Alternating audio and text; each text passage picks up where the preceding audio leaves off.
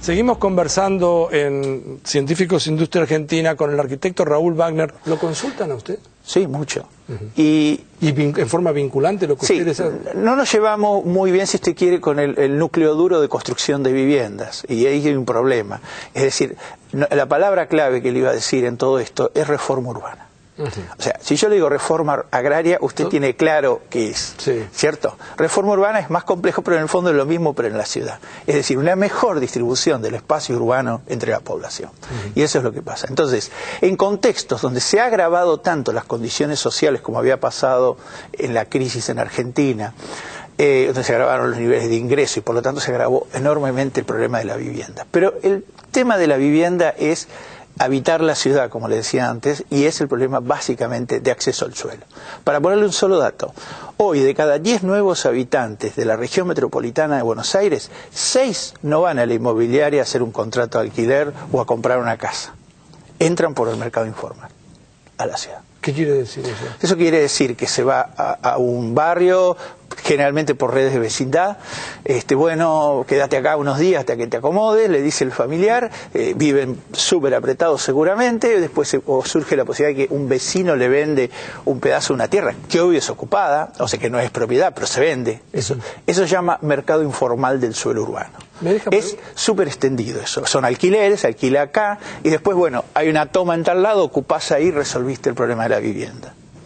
Es decir, cuando ocurre lo del indoamericano, en realidad fue una cosa muy, muy fuerte y para nosotros constituye todo un hito, porque fue como el grito de los inquilinos de las villas. Que eso es, que las villas se fueron poblando y llegó un punto que se saturaron. Y entonces los viejos pobladores se transformaron también en especuladores, empezaron a construir en altura. Hoy van muchas de las más centrales de Buenos Aires por el cuarto o quinto piso. El dueño vive abajo, o incluso ya ni siquiera vive, y todo se ha transformado en una renta. Entonces, alquiler entre pobres, básicamente. Es decir, un altísimo proceso de especulación. Y entonces lo del indoamericano estalló de alguna manera la presión de los que alquilaban la villa, que se está pagando hasta 1.000 pesos por un cuarto, con baño compartido. Hay que tener los 1.000 pesos también para pagarlos. Sí, pero la gente trabaja y relativamente los tiene, pero es imposible los valores del mercado formal. El indoamericano, a usted, ¿qué es lo que le enseñó que no sabía? No que le confirmó lo que suponía. Esto último que decía, que nosotros sabíamos que las villas estaban saturadas, sabíamos que crecía la especulación y el mercado de alquiler en las villas, pero no habíamos advertido a nadie, creo que a todos nos sorprendió la potencia que ese proceso tenía. Y a nosotros nos hizo acordar la famosa huelga de inquilinos de 1907, que fue un gran grito del problema habitacional que había en Buenos Aires en aquel entonces, en varias ciudades del interior, que era el abuso de los alquileres en los inquilinatos en aquella época. Esto es lo mismo, es el abuso de los alquileres en el mercado informal de la vivienda en Argentina. En función de la cantidad de viviendas que hay, ¿cuántas viviendas vacías hay?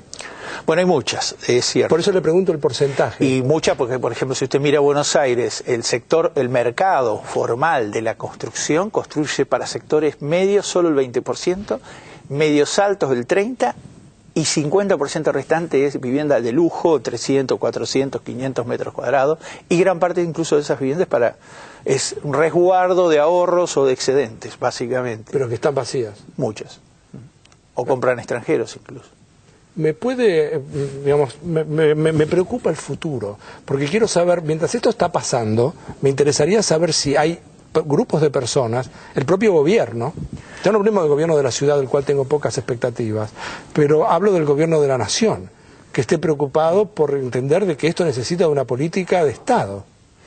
Cuesta, porque el gobierno emprendió un camino que es construir viviendas, la planificación urbana, hay ahora un espacio moderado, el COFEPLAN, Consejo Federal de Planificación, ahí se formuló un proyecto, en Argentina todavía no hay una ley sobre planificación urbana a nivel nacional, hay solamente 2 provincias que tienen leyes, y la ley que está en discusión en el COFEPLAN no toca el corazón de la propiedad ni la renta, entonces va a ser bueno, no va a ser malo tener una ley, pero no vamos a cambiar la cuestión de fondo. Arquitecto, ¿qué provincia está mejor? No, pocas.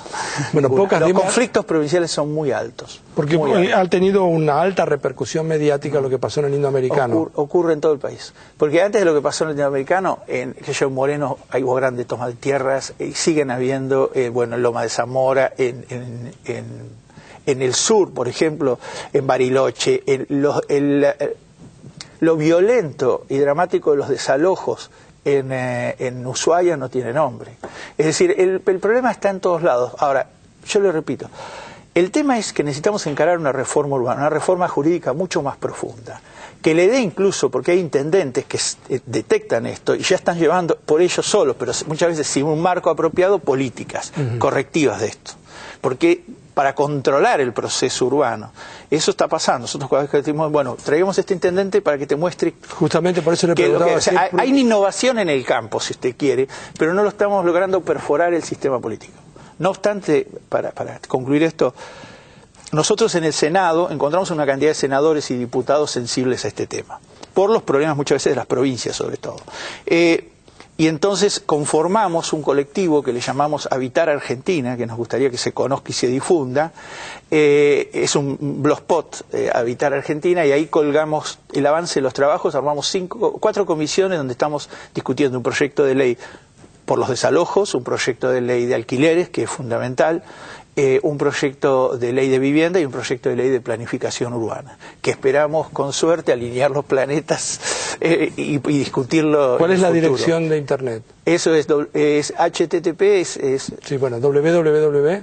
Es Habitar Argentina, no, sin www, ¿Sí? HTTP es Habitar Argentina, todo junto, sin espacios, .blogspot.com.ar.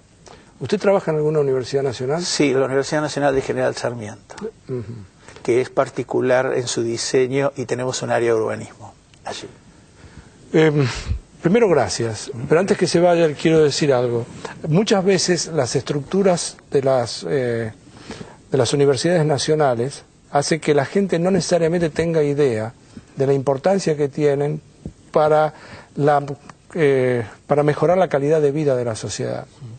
Naturalmente la gente que piensa, como le decía hace un rato, usted piensa en cosas que yo no pienso, pero afortunadamente hay gente que piensa en lo que usted piensa y no la división en lo que del trabajo. Bueno, pero piensa algo que, digamos, lo que importa en todo caso es saber que tenemos este recurso humano y hace falta que lo discutamos, hace falta que sus ideas, las de su grupo, las de su gente, digamos, estén también en el centro de la escena. No solamente tratando de emparchar y corriendo, tratando de apagar incendios cuando ya se han producido, porque esencialmente la tarea justamente de las universidades nacionales es de poder pensar para adelante sin necesidad de depender de la fuente de ingresos de ninguna compañía que obliga y establece tendencias. Usted tiene la libertad de pensar en lo que siempre quiera. Lo hacemos con libertad. Y aparte somos muchas disciplinas. Sociología, antropología está haciendo grandes aportes, geografía, economía. O sea, los compañeros de trabajo nuestros provienen de todas esas disciplinas, y últimamente Derecho. Gracias por haber venido. El arquitecto entonces Raúl Wagner estuvo aquí en Científicos Industria Argentina, seguimos así.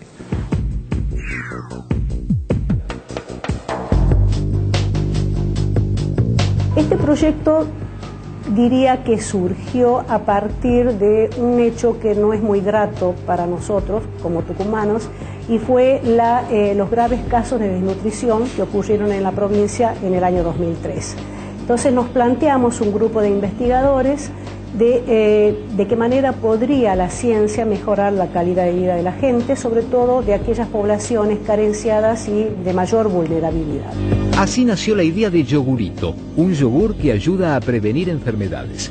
El primer paso del proyecto fue estudiar distintas bacterias lácticas.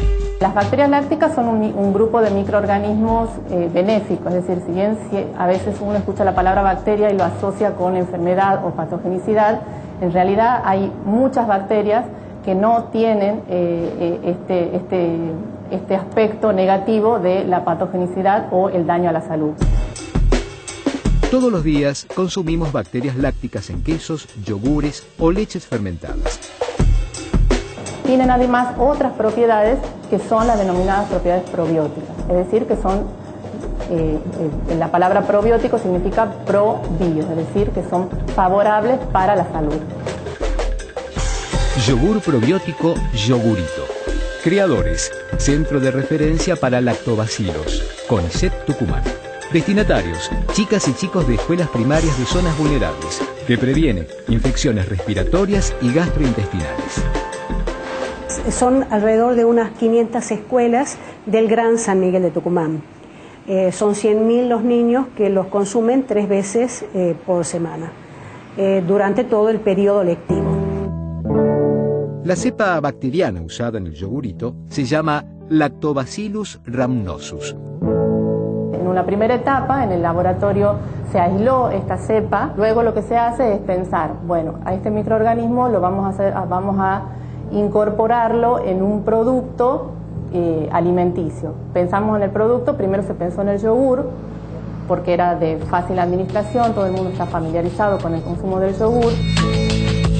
El paso siguiente fue un estudio clínico muy exitoso. El gobierno de Tucumán adopta este producto para incluirlo dentro del programa alimentario provincial debido a los resultados que se obtuvo durante el estudio exploratorio de 2007, que se hizo con unos 300 niños. La mitad de esta población infantil consumían un producto exactamente igual, pero sin la cepa probiótica, y la otra mitad de la población consumía el yogur probiótico como hoy se lo conoce. Los resultados fueron realmente sorprendentes porque se observó una disminución tanto en número como en gravedad de los eventos infecciosos más prevalentes de la infancia, y además también con una prevención de las infecciones intestinales. En el año 2008 comenzó la producción a gran escala. El proceso de producción de este microorganismo se realiza en nuestro laboratorio aquí en Cerela. El mismo se realiza utilizando un medio de cultivo en base a leche optimizado en nuestro laboratorio, por nuestro grupo de trabajo. En el caso del yogurito, ese fermento es enviado en forma de concentrado a la fábrica Cerros Tucumanos, que es la responsable de la elaboración y del envasado del yogurito. Producir yogurito es prácticamente similar a lo que es producir un yogur tradicional. Lo que sí varía mucho es en el envasado. Es un envase 140 centímetros cúbicos, que es la dosis que nos recomienda el Instituto Cerela.